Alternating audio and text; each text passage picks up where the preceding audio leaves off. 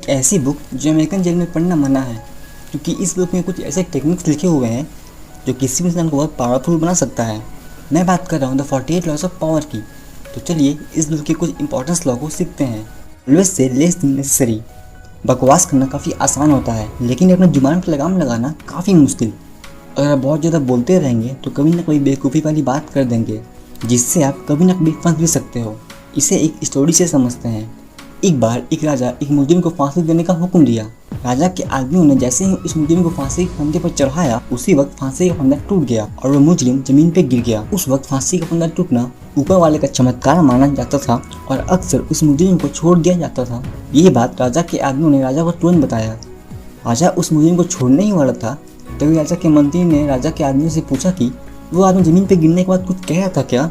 तभी सिपाहियों ने कहा कि हाँ, वो कह रहा था कि राजा ढंग की रस्सी भी नहीं बना सकता तो राज्य के खाक चलाएगा। ये सुनते ही राजा को बहुत गुस्सा आया और राजा ने कहा कि चलो फिर उसे दिखाते हैं कि हम क्या कर सकते हैं। उसी वक्त राजा ने सभी लोगों के बीच उस मुजरिम को बेरहमी से मार दिया। दोस्तों, अगर वो आदमी रस्सी टूटने के बाद चुप रहता तो शायद वो जिंदा बच सकता था। इस तरह से आप हमेशा कोशिश कीजिए कि आप कम से कम बोलिए, क्योंकि कम बोलने वाले लोग दूसरों को आसानी से समझ में नहीं आते। कम बोलने से लोग आपकी बात ज़्यादा सुनेंगे और अपने बारे में ज़्यादा बताएंगे। इससे आप लोगों को ज़्यादा जान पाओगे और आपको उनकी वीकनेस का पता चलेगा। आपने देखा होगा कि एक सक्सेसफुल या एक ग्रेट पर्सनैलिटी रखने वाले लोग काफ़ी कम बोलते हैं। Be royal in your own fashion, act like a king to be treated like one. 500 साल पहले एक लड़का था जो किसी से भी नहीं डरता था और वो खुद को अपने गांव का राजा मानता था। सभी लोग उसको पागल समझते थे और उसको बोलते थे कि राजा हम गरीबों के बीच क्या कर रहा है, पर वो चुप रहता और खुद को जंग के लिए तैयार करता। एक बार अचानक से कुछ बाहरी डाकू आकर उसे गांव के लोगों को मारने लगे और सभी के घरों को आग लगाने लगे। जब ये बात उस लड़के को पता चला तब वो फौरन ही अपने सारे हथियार को उठाकर सभी डाकुओं से अकेले लड़ने चला गया। कुछ ही देर में सारे डाकुओं को अपना गुलाम बना लिया। ये देखकर गाँव वाले बहुत हैरान हुए और उस लड़के को अपना गाँव का राजा मानने लगे।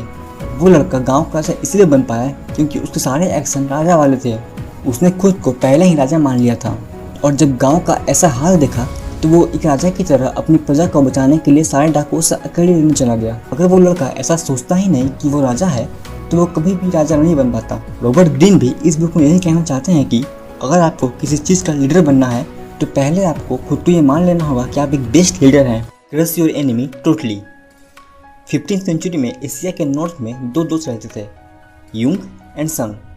युंग राजा का बहुत पसंदीदा और लॉयल चीफ जनरल था, इसलिए राजा जहाँ भी आते युंग को साथ लेकर जाते। ये देखकर संग युंग से नफरत करने लगा और उसे मारने के लिए नए नए प्लान बनाने लगा, पर हर बार वो प्लान फेल हो जाता। जब ये बात युंग को पता चली कि उसका सबसे खास दोस्त उसे मारना चाहता है तो युंग काफ़ी नाराज हुआ।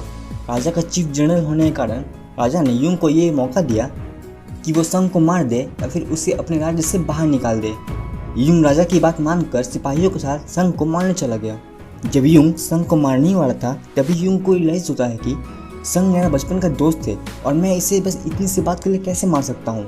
और युंग उसे मारने के बजाय सबके सामने उसकी इंसल्ट करके उसे राज्य से बाहर निकाल देता है और युंग वापस महल में आ जाता है। संग अपने इस अपमान का बदला लेने के लिए युंग को मारने का नया नया प्लान बनाता है और मौका मिलते ही युंग को जान से मार देता है। दोस्तों, अगर युंग संग को उसी वक्त मार देता या फिर उसे उम्र कैद के लिए जेल में बंद कर देता तो शायद युंग आज बच सकता था।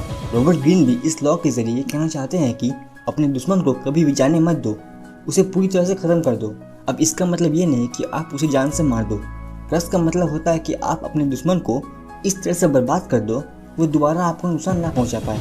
Never outshine the master. 17th century में फ्रांस के राजा लुइस 14 के फाइनेंस मिनिस्टर निकोलस थे, जो कि लुइस 14 को इम्प्रेस करने के लिए और उनका खास मिनिस्टर बनने के लिए एक शानदार पार्टी रखी।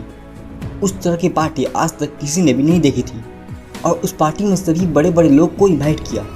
लुइस 14 को लगा कि निकोलस को ज़्यादा अटेंशन मिल रहा है, ये मेरे लिए और फ्रांस के लिए डेंजरस हो सकता है। इसीलिए फ्रांस के लोगों का पैसा वेस्ट करने के जुर्म में निकोलस को जेल में बंद कर दिया गया और उसे अपनी लाइफ के 20 ईयर्स जेल में ही बिताने पड़े। दोस्तों, हर इंसान के अंदर इनसिक्योरिटी होती है और हर इंसान चाहता है कि उसे ज़्यादा अटेंशन मिले। अगर आप अपने सुपीरियर को ये फील करवाओगे कि आप उनसे ज़्यादा और बेटर जानते हो तो क्या पता वो आपको नुकसान पहुंचाए। भले ही आपकी नॉलेज उससे कई ज़्यादा हो, फिर भी आप अपने सुपीरियर को ऐसा दिखाए कि वो आपसे आगे है और वो आपसे बेटर जानता है, ताकि आप हमेशा सेफ रहे और उसकी नज़र में अच्छे बने रहें। यहाँ मास्टर का मतलब सिर्फ आपके टीचर ही नहीं बल्कि बॉस, एडमिनिस्ट्रेटर, प्रोफेसर और फ्रेंड्स भी हो सकते। अगर इन सारे पॉइंट्स को समराइज करके बताऊं तो पहला पॉइंट था always say less than necessary, यानी बकवास करने से बेहतर है कि आप कम बोलो, क्योंकि अगर आप बहुत ज़्यादा बोलोगे तो कभी ना कहीं फंस भी सकते हो। इसीलिए हमेशा कम बोलो, सिर्फ कम ही नहीं बल्कि जितनी ज़रूरत है उससे भी कम। Be royal in your fashion, act like a king to be treated like one, यानी कि अगर आपको एक बेस्ट लीडर बनना है तो सबसे पहले आपको ये मानना होगा कि आप एक बेस्ट लीडर हो। Everything start from your mind. अगर आप खुद को एक लीडर की तरह नहीं देखते तो आप कभी भी एक अच्छे लीडर नहीं बन पाएंगे।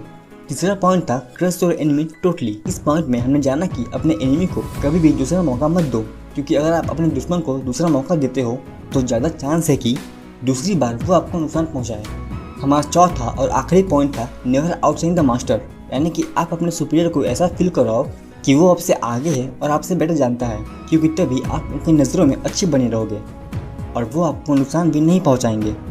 आई होप कि आपको ये वीडियो पसंद आई। अगर आपको ये वीडियो पसंद आई तो इस वीडियो को एक लाइक ज़रूर करना। इससे और बुक समरीज के लिए आप हमारे चैनल को सब्सक्राइब कर सकते हो। हम आपसे मिलते हैं अगले वीडियो में, तब तक के लिए जय हिंद।